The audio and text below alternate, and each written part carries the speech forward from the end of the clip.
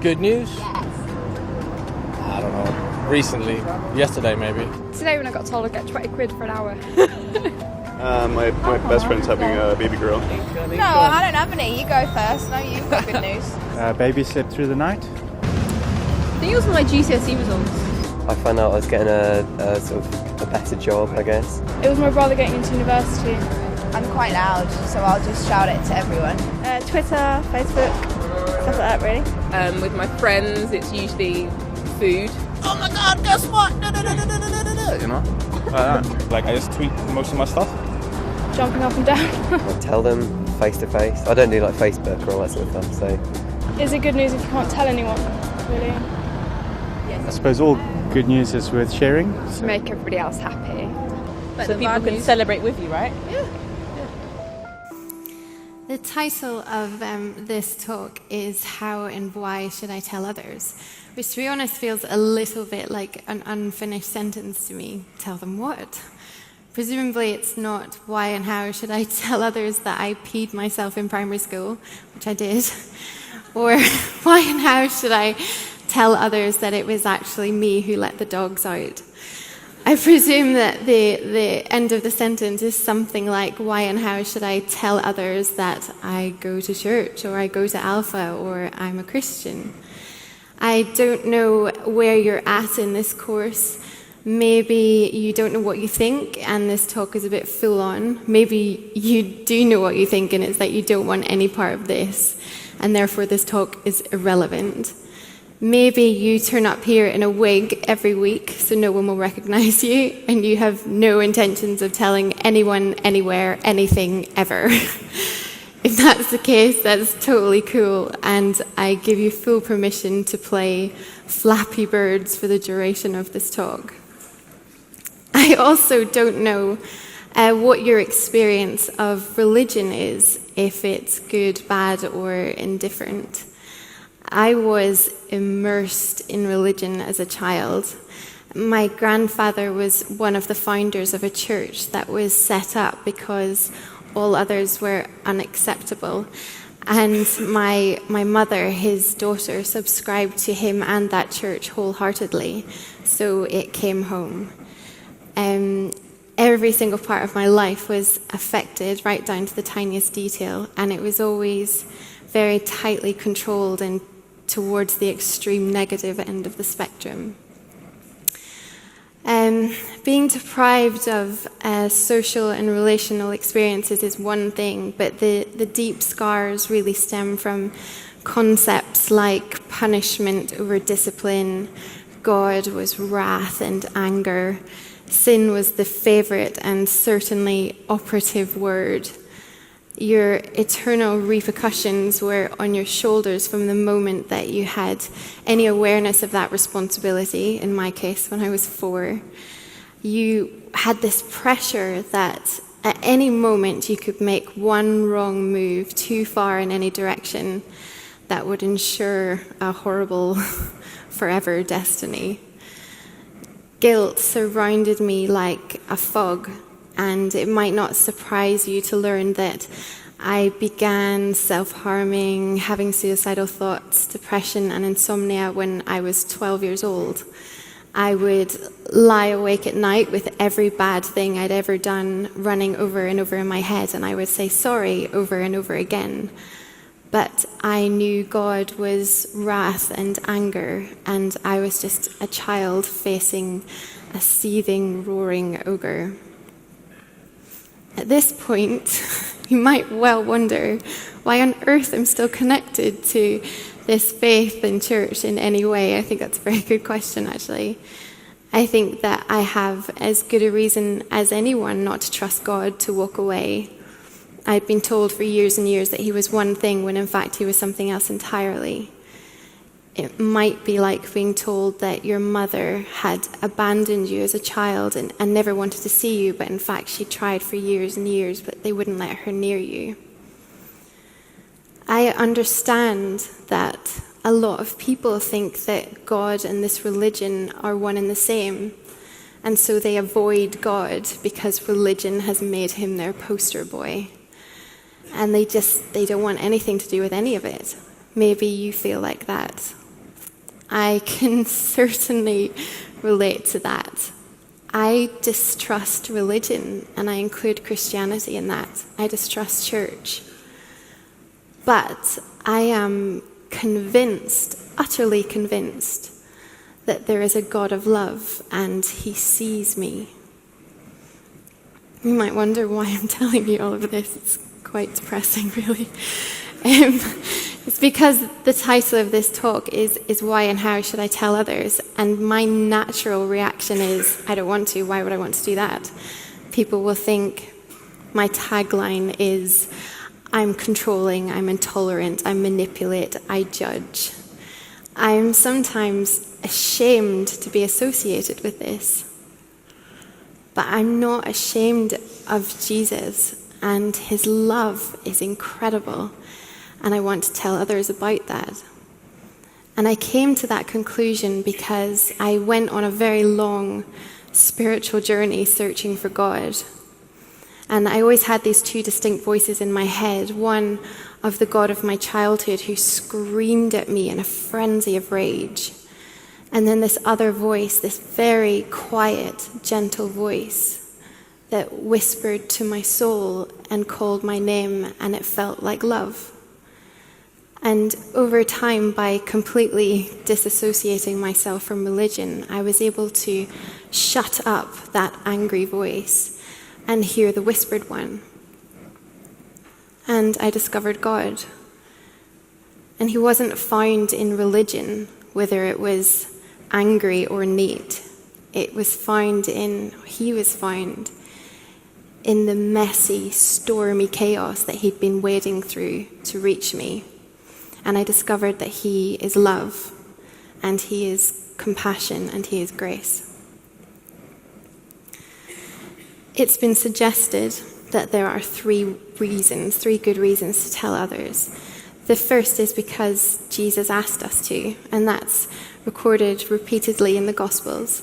The second reason is because perhaps, we might look around and see people who are struggling, with a variety of things. Maybe they're struggling to find meaning, maybe they're struggling with fear of death or religion or guilt.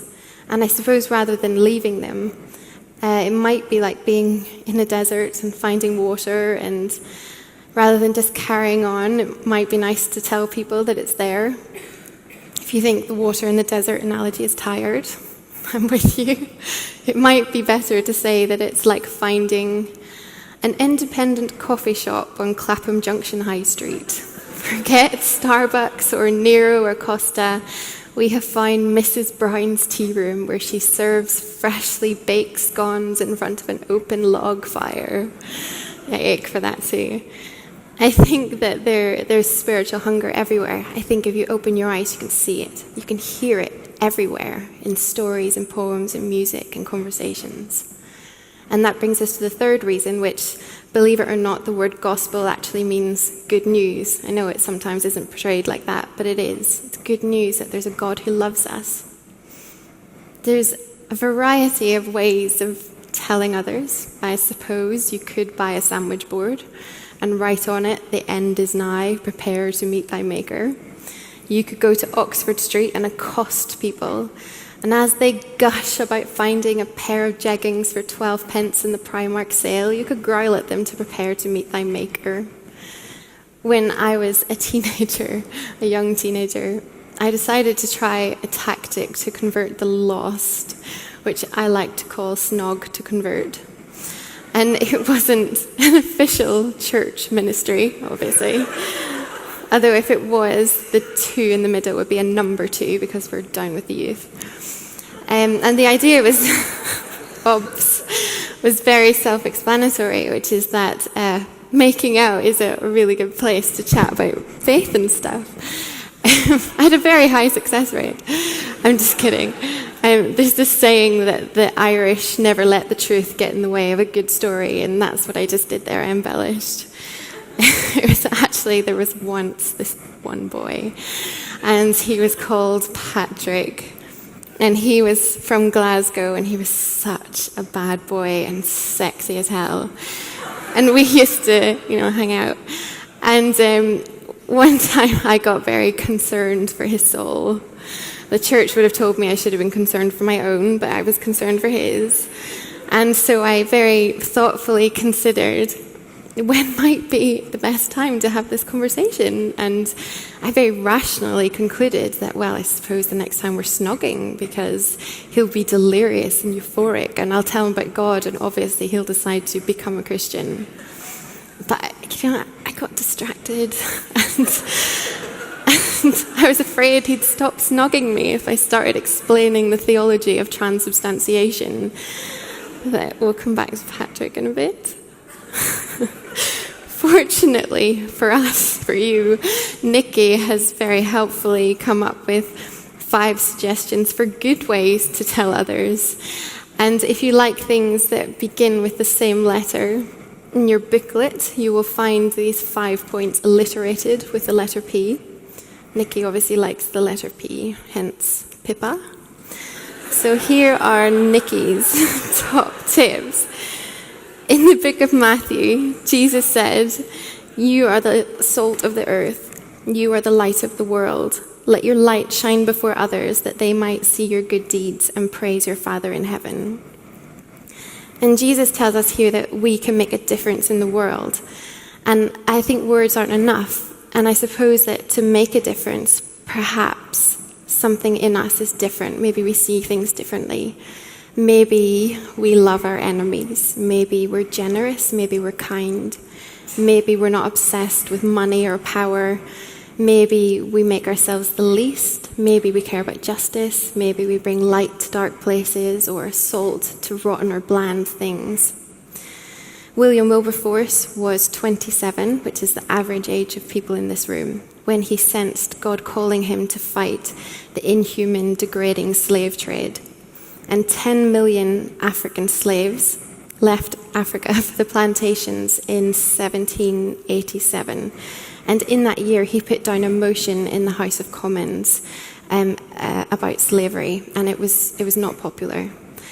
Bills were debated in, get ready for some dates, 1789, 1791, 1792, 1794, 1796, 1798, 1799, and they all failed.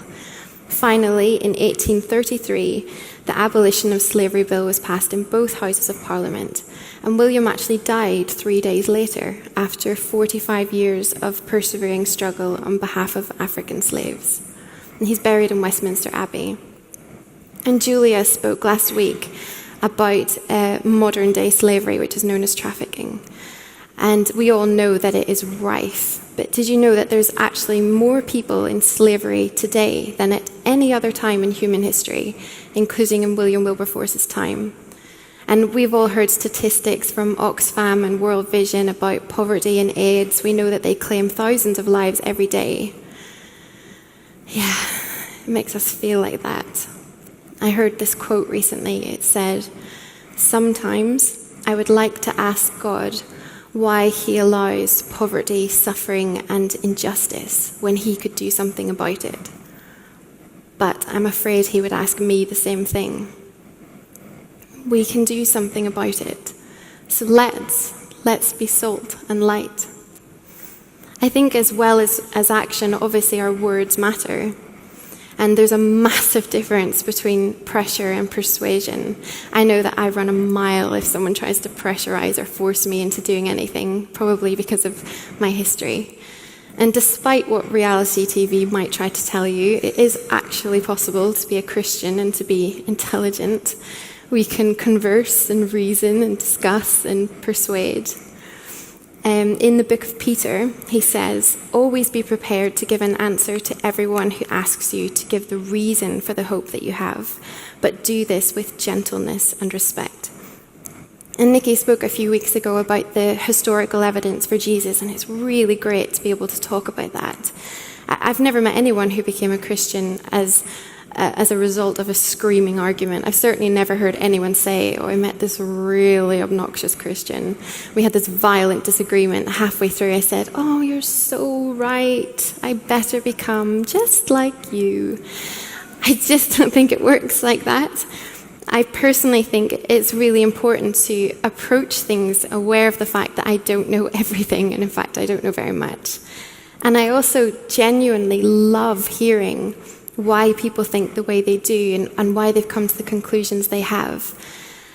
You know, the best conversations I've had have been where we've been able to sit over a cup of tea and ponder life together and learn from each other, rather than me forcing them to sit down and shut up while I educate them on my superior beliefs. And also, one of the things that I think is most beautiful about God is that he's a mystery. There's so many things that we don't know, we don't have answers to. So let's not blag and pretend we do, but be honest, and in a way, let that mystery draw us deeper into God's beauty. Again, remembering that even in trying to persuade people, it's an act of love. It's not because we need everyone to agree with us or we need to control everything. It's because we love people and want them to experience Jesus. I was in Oxford recently for my birthday with my two favourite people in the whole world. And I'd been having my favourite sort of day in bookshops and drinking tea. And we thought we'd continue the peacefulness by going into the country and having a walk and eating food. And as we were walking through the town towards the car, we started to hear this racket. And it was someone screaming, practically snarling into a microphone. And two of us are very sensitive to noise, so we immediately put our hands over our ears and like, what is that? Shut up. And then we finally made out this one word, Jesus. And all three of us immediately stopped in our tracks and clutched each other and said, crap, it's Christians with a microphone. And we immediately 180s and went the opposite way, the long way around town in an effort to avoid the Christians. I guess I would call that being audibly assaulted against my will, and definitely insensitive and forceful. And a friend sent me this quote recently that says, holding the right position in an argument never justifies betraying the character of Jesus in our manner. Most people have heard of St. Peter, who's one of the heroes of the faith, but he actually heard about Jesus from his brother, and it seems like that's how it happens. Someone tells someone who tells someone. And in the book of John, it talks about someone called Philip saying to their friend Nathaniel, we found Jesus, come and see. And come and see is what we're saying to people. Come and see for yourself. Maybe you've got friends or work colleagues who've been wondering what on earth you've been doing on a Wednesday night. And maybe you could invite them to Alpha next term so they can see for themselves. When friends ask, you can tell them your story. A story is a hugely powerful thing. And we can debate about contradictions and suffering and all sorts of things, but your story is that, it's yours. You know, I had a friend who, in the nicest possible way, was quite self-absorbed, like me, I still am. And at one point, her faith really came alive, and she began to care very much about helping people who were suffering in the world. And she put herself through all sorts of misery in an effort to adopt. And I think that sort of change can't be forced. It was something in her had been convinced by Jesus, and it changed everything for her. In Thessalonians, Paul says, our gospel came to you not simply with words, but also with power, with the Holy Spirit, and with deep conviction. Again, it's not just about our words and our actions. There's something that happens that involves the Holy Spirit. It's like that whisper I spoke about at the start, where I could sense something in me that was calling me deeper and urging me to look closer. In the book of Romans, it says, the love of God is poured into our hearts by the Holy Spirit, who has been given to us. And again, we're back to love. It seems it's everywhere. Paul also says, my heart's desire and prayer to God is that they may be saved. And Paul loved people, and out of that love came a desire to pray for them. And so often when someone comes to faith or their faith comes alive, we find that someone somewhere has been praying. And I don't know how it works, but there seems to be something that prayer is effective. I know that my friend Neil prayed for me that I would keep fighting to find God and wouldn't just give up and lump him in with everything else, but that I'd keep searching. You will sometimes get negative reactions when you talk about your faith. Sometimes people will think you've lost the plot, but that's okay. Really, it's okay.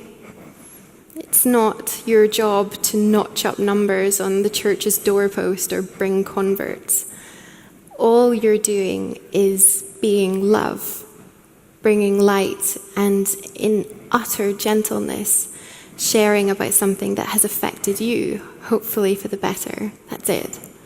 What happens after that is God's problem. You might remember I mentioned Patrick, the sexy bad boy Glaswegian. And in writing this talk, I started to think about Patrick and wonder where he is and what he's doing, if he's well and happy or serving 3 to 5 for GBH. Back then, I might have pitied him because he was lost. Ah, yes. The arrogance you will find in religion would shock you. There's this idea that you sometimes hear thrown around church circles that Christians have something that other people want. Sometimes they use words like purpose or identity and joy. Honestly, sometimes I have that, but sometimes I don't. There are plenty of people who don't subscribe to this faith who have better identity, more purpose, longer lasting joy than I do.